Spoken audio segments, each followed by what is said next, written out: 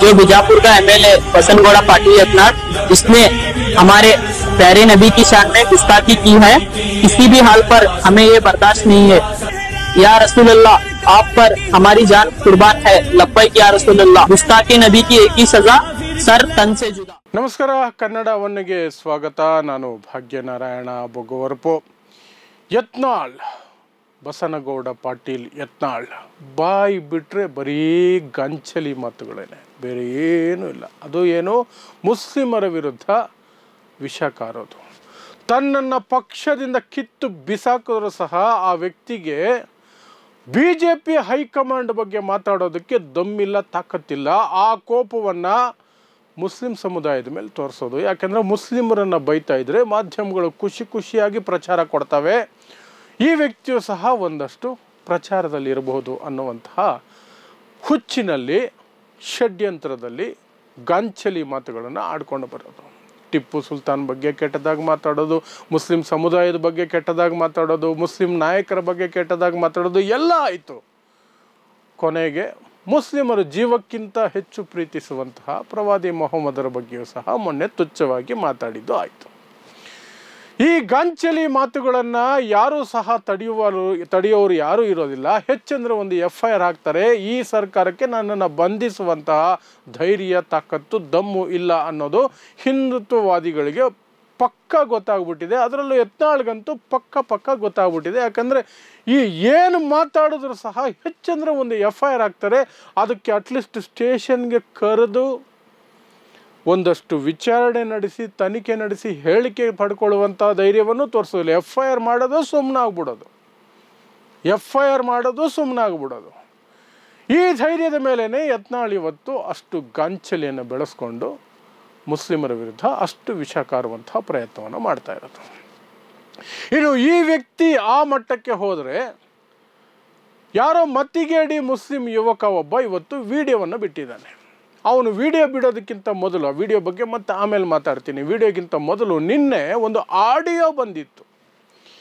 ಏನು, ಯತ್ನಾಳ್ಗೆ ಏಪ್ರಿಲ್ 15ನೇ ತಾರೀಕು ಕೊನೆ ದಿನ, ಮುಗಿಸ್ಬಿಡ್ತೀವಿ ಅವನ್ನ.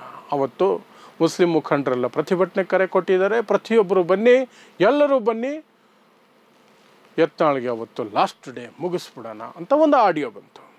ಆ ಆಡಿಯೋ ಬಂದ ತಕ್ಷಣವೇ ಮಾಧ್ಯಮಗಳು ನೋಡಿ ಎಷ್ಟು ಫಾರ್ವರ್ಡ್ ಥಿಂಕಿಂಗ್, ಎಷ್ಟು ಸೈಂಟಿಫಿಕ್ ಬ್ರೈನ್ಗಳು ಇವರು ಅಂದರೆ, ಒಬ್ಬ ಚಿಪ್ಪರಂಗ ಅಂತ ಅವನು ನೋಟಲ್ಲಿ ಚಿಪ್ಪು ಕಂಡಿಡಿದಿದ್ದು ನಿಮಗೆಲ್ಲ ಗೊತ್ತೇ ಇದೆ. ಪಬ್ಲಿಕ್ TV ರಂಗನಾಥ್ ಬಗ್ಗೆ ನಾನು ಹೇಳ್ತಿರೋದು. ಅವನಷ್ಟು ಅಯೋಗ್ಯ ಜಗತ್ತಲ್ಲಿ ಇನ್ನೊಬ್ಬ ಸಿಗಲಾರರು ನಿಮಗೆ, ಪತ್ರಕರ್ತನ ವೇಷದಲ್ಲಿ. ಅವನು ನೋಟಲ್ಲಿ ಚಿಪ್ಪು ಕಂಡಿಡಿದ ಅದೇ ಬ್ರೈನ್ ಇಟ್ಕೊಂಡು ಇನ್ನೊಂದು ಏನು ಕಂಡಿಡ್ದ ಅಂದರೆ, ಆ ಧ್ವನಿಯನ್ನು ಕೇಳಿಸ್ಕೊಂಡ್ರೇ, ಆ ಧ್ವನಿಯ ಆಧಾರದ ಮೇಲೇ, ಯಾವ ಸೈಂಟಿಫಿಕ್ ಇನ್ಸ್ಟ್ರೂಮೆಂಟ್ಗಳು ಇಲ್ಲದೇನೆ, ಯಾವ ಯಂತ್ರಗಳು ಇಲ್ಲದೇನೆ, ಆ ಧ್ವನಿ ಒಂದು ಯುವಕನದು. ಯುವಕನೇ ಅವನು, ಮಧ್ಯವಯಸ್ಕ ಅಲ್ಲ, ವಯಸ್ಕ ಅಲ್ಲ, ಚಿಕ್ಕ ಹುಡುಗ ಅಲ್ಲ, ವೃದ್ಧ ಅಲ್ಲ, ಯುವಕ ಅಂತ ಪರ್ಫೆಕ್ಟಾಗಿ ಕಂಡುಹಿಡಿಯೋದು. ಪ್ಲಸ್ ಆ ಧ್ವನಿಯ ಆಧಾರದ ಮೇಲೇ ಆ ಮಾತಾಡಿರುವ ವ್ಯಕ್ತಿಯ ಧರ್ಮವನ್ನು ಸಹ ಕಂಡುಹಿಡಿದುಬಿಟ್ರು ಒಂದೇ ಕ್ಷಣದಲ್ಲಿ. ಮುಸ್ಲಿಂ ಯುವಕ, ಎಲ್ಲ ಚಾನಲ್ಗಳು ಇನ್ಕ್ಲೂಡಿಂಗ್ ಸುವರ್ಣ ನ್ಯೂಸ್ ಇರ್ಬೋದು, ಬೇರೆ ಎಲ್ಲ ಚಾನಲ್ಗಳು ಕಾಯ್ತಾ ಇರ್ತಾವಲ್ಲ ಮುಸ್ಲಿಮರ ವಿರುದ್ಧ ಏನಾದರೂ ಮಾಡೋದಕ್ಕೆ. ಎಲ್ಲ ಚಾನಲ್ಗಳು ಏನೋ ದೊಡ್ಡ ಲ್ಯಾಬ್ಗೆ ಕಳಿಸಿ ಆ ಧ್ವನಿಯನ್ನು ಪರೀಕ್ಷೆ ಮಾಡಿ ಎಲ್ಲ ಮಾಡಿ, ಆ ಧ್ವನಿಯ ವ್ಯಕ್ತಿಯನ್ನು ಕಂಡುಹಿಡಿದು ಎಲ್ಲೋ ಸ್ಯಾಂಪಲ್ ಇತ್ತು ಅದನ್ನು ಮ್ಯಾಚ್ ಮಾಡಿ ಏನೋ ಮಾಡಿ ಹೇಳ್ದಂಗೆ ಇದು ಯುವಕನ ವಾಯ್ಸು, ಅದರಲ್ಲೂ ಮುಸ್ಲಿಂ ಯುವಕನ ವಾಯ್ಸು ಅಂತ. ಯಾಕೆ ಮುಸ್ಲಿಂ ಹೆಸರಲ್ಲಿ ಯಾರಾದರೂ, ಅದರಲ್ಲಿ ಹೆಸರು ಹೇಳಲಿಲ್ವಲ್ಲ, ಯಾರೋ ಒಬ್ಬ ಮುಸ್ಲಿಮರು ತಲೆ ಕಟ್ಟೋದಕ್ಕೆ ಬೇರೆ ಧರ್ಮದವ್ರು ಮಾಡಿರ್ಬೋದಲ್ವ, ಅಥವಾ ಯಾವುದೋ ಈ ಗುಂಪುಗಳಿದಾವಲ್ಲ ಹಸು ಹೆಸರಿನಲ್ಲಿ ಮಸೀದಿಗಳು ಮುಂದೆ ಕುಣಿಯೋರು, ಇವರು ಯಾರೋ ಹೋಗಿ ಮಾಡಿರ್ಬೋದಲ್ಲ, ಯಾರೋ ಒಬ್ಬರು ಆಡಿಯೋ ಬಿಟ್ಟಿರ್ಬೋದಲ್ಲ. ಅದು ಹೇಗೆ ಮುಸ್ಲಿಮವನೇ ಮಾಡಿದ್ದಾನೆ ಅಂತ ಹೇಳ್ತಾರೆ ಇವರು? ಅದಕ್ಕೇನಿಲ್ಲ, ಇವರಿಗೆ ಒಳಗಡೆ ಇರುವಂತಹ ವಿಷ ಹೇಳಿದ್ರು. ಸರಿ, ಅದಕ್ಕೆ ನೆಕ್ಸ್ಟ್ ಲೆವೆಲ್ ಅನ್ನೋ ಹಾಗೆ ಇವತ್ತು ಒಬ್ಬ ಮತಿಗೇಡಿ ಮುಸ್ಲಿಂ ಯುವಕ ವಿಜಯಪುರದವನೇ ಮುಸ್ಲಿಂ ಯುವಕ ಸುಹೇಲ್ ಅನ್ನುವಂಥವನು. ಯಾಕೆ ಪಕ್ಕ ಆಗಿ ಹೇಳ್ತೀವಿ ಅಂದರೆ, ಪಕ್ಕ ಗೊತ್ತಿದ್ದಾಗ ಪಕ್ಕ ಹೇಳ್ತೀವಿ. ನಿನ್ನೆ ಆ ಧ್ವನಿ ಇಟ್ಕೊಂಡು ಅದು ಯುವಕನದೇ, ಮುಸ್ಲಿಂ ಯುವಕನದೇ ಅಂತ ಸುಮ್ಮನೆ ಬುರುಡೆ ಬಿಡೋದಲ್ಲ. ಇವತ್ತು ವಿಡಿಯೋ ಮಾಡಿದ್ದಾನೆ ಇನ್ಸ್ಟಾಗ್ರಾಮಲ್ಲಿ, ಅವನ ಮುಖ ಬಂದಿದೆ, ಅವನ ವಿಡಿಯೋ ಬಂದಿದೆ, ಹಾಗಾಗಿ ಪಕ್ಕ ಅವನ ಹೆಸರು ಗೊತ್ತಾಗಿದೆ, ಎಲ್ಲವೂ ಗೊತ್ತಾಗಿದೆ. ಸೊ ಮತಿಗೇಡಿ ಮುಸ್ಲಿಂ ಯುವಕ ಒಬ್ಬ ಇವತ್ತು ವಿಡಿಯೋ ಮಾಡ್ತಾನೆ. ಅವನು ವಿಡಿಯೋ 90% ಕಾಮನ್ ಸೆನ್ಸ್ ಇಟ್ಕೊಂಡೇ ಮಾತಾಡ್ದಂಗಿತ್ತು. ಆದರೆ ಕೊನೆ 10%ಅಲ್ಲಿ ತೋರಿಸ್ಬಿಡ್ತು ಅವನೊಬ್ಬ ಈಡಿಯಟ್ ಅಂತ. ಮತಾಂಧತೆಯನ್ನು ತುಂಬಿಕೊಂಡಿದ್ದಾನೆ, ಅವನಿಗೆ ಸರಿಯಾದ ಶಿಕ್ಷೆ ಆಗಬೇಕು. ಆರಂಭದಲ್ಲಿ ಹೇಳ್ತಾನೆ ಪೊಲೀಸರು ಕಠಿಣ ಕ್ರಮ ಕೈಗೊಳ್ಳಬೇಕು, ಆ ಯತ್ನಾಳ್ ವಿರುದ್ಧ ಹೋರಾಟ ನಡೀಬೇಕು, ಅದೆಲ್ಲ ಓಕೆ. ಕೊನೆಗೆ ಬಂದ ತಕ್ಷಣವೇ ತಲೆ ಕತ್ತರಿಸ್ಬೇಕು. ಪ್ರವಾದಿಗಳ ನಿಂದನೆಗೆ ಒಂದೇ ಶಿಕ್ಷೆ, ತಲೆ ಕತ್ತರಿಸೋದು ಅಂತ ಹೇಳೋ ಮೂಲಕ ತಾನೊಬ್ಬ ಮಹಾನ್ ಮತಾಂಧ ಅಂತ ಹೇಳಿ ತನ್ನ ಮತಿಹೀನ ವಿಡಿಯೋವನ್ನು ಅಂತ್ಯ ಮಾಡ್ಕೊಳ್ತಾನೆ. ಆ ಮೂಲಕ ಅವನ ಜೀವನವನ್ನೇ ಆಲ್ಮೋಸ್ಟ್ ಅವನ ಭವಿಷ್ಯವನ್ನು, ಜೀವನವನ್ನು ಅಲ್ಲದೆ ಹೋದರೂ ಸಹ ಅವನ ಭವಿಷ್ಯವನ್ನು ಅವನು ಅಂತ್ಯ ಮಾಡಿಕೊಂಡ. ಆನಂತರ ಅದರ ವಿಡಿಯೋವನ್ನು ಡಿಲೀಟ್ ಮಾಡ್ಕೊಳ್ತಾನೆ. ಈಗಿರುವ ತಂತ್ರಜ್ಞಾನದ ಯುಗದಲ್ಲಿ ವಿಡಿಯೋ 2 ಸೆಕೆಂಡ್ ಇದ್ದರೆ ಸಾಕು, ಎಲ್ಲ ಕಡೆ ವೈರಲ್ ಆಗಿ ಹೋಗುತ್ತೆ. ಅವನಿಗೆ ಸರಿಯಾದ ಶಿಕ್ಷೆ ಆಗಬೇಕು, ಎತ್ತಾಕೊಂಡೋಗಿ ಏನು ಮಾಡಬೇಕು ಅದನ್ನು ಮಾಡಬೇಕು. ಕೋರ್ಟುಗಳು ಸಹ ಅವನಿಗೆ ಅಂತಹದ್ದೇ ಒಂದು ದೊಡ್ಡ ಶಿಕ್ಷೆಯನ್ನು ಕೊಡಬೇಕು. ಯಾಕಂದರೆ ಕೊಲೆಗೆ ಪ್ರಚೋದನೆ ಕೊಡೋದನ್ನು ಯಾರೂ ಕೂಡ ಸಮರ್ಥನೆ ಮಾಡಬಾರ್ದು, ಅದು ಯಾವನೇ ಆಗಿರಲಿ, ಯಾವುದೇ ಕಾರಣಕ್ಕಾಗಿರಲಿ.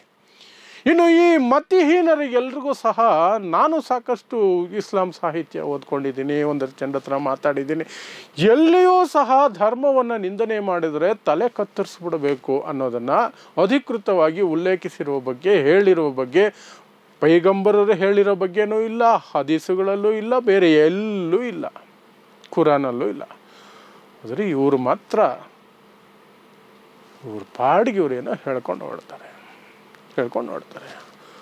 ಅದ್ಯಾರೋ ಹುಚ್ಚ ತನ್ನ ಗಾಂಚಲಿಗೆ, ತನಗೆ ಹೊಟ್ಟೆಗೆ ಅನ್ನ ಸಿಗದೆ ಯತ್ನಾಳ್ಗೆ ಮುಸ್ಲಿಮರನ್ನು ಬೈದರೆ, ಆ ಅಯೋಗ್ಯ ಏನೋ ಮಾತಾಡಿದ್ರೆ ಅದಕ್ಕೆ ಪ್ರತಿಯಾಗಿ ನೀವು ಸಂವಿಧಾನಾತ್ಮಕವಾಗಿ ಕಾನೂನುಬದ್ಧವಾಗಿ ಪ್ರತಿಭಟನೆ ಮಾಡ್ತಿರೋ, ಅರೆಸ್ಟ್ ಮಾಡಿಸ್ತಿರೋ, ಕೇಸ್ ಮಾಡ್ತಿರೋ, ಕಂಪ್ಲೇಂಟ್ ಮಾಡ್ತಿರೋ, ಏನೋ ಒಂದು ಮಾಡ್ಬೋದು, ಹೋರಾಟವನ್ನು ಮಾಡ್ಬೋದು, ಎಲ್ಲವನ್ನು ಮಾಡ್ಬೋದು. ಆದರೆ ತಲೆ ಕತ್ತರಿಸ್ಬಿಡ್ತೀವಿ ಅಂತ ಹೇಳೋದು ನಾನ್ಸೆನ್ಸು. ಆ ತಪ್ಪನ್ನು ಅವನ ಗಾಂಚಲಿ, ಇವನ ಮತಿಗೇಡಿತನ ಎರಡೂ ಸಹ ಸರಿ ಹೋಯ್ತು ಅಲ್ಲಿಗೆ.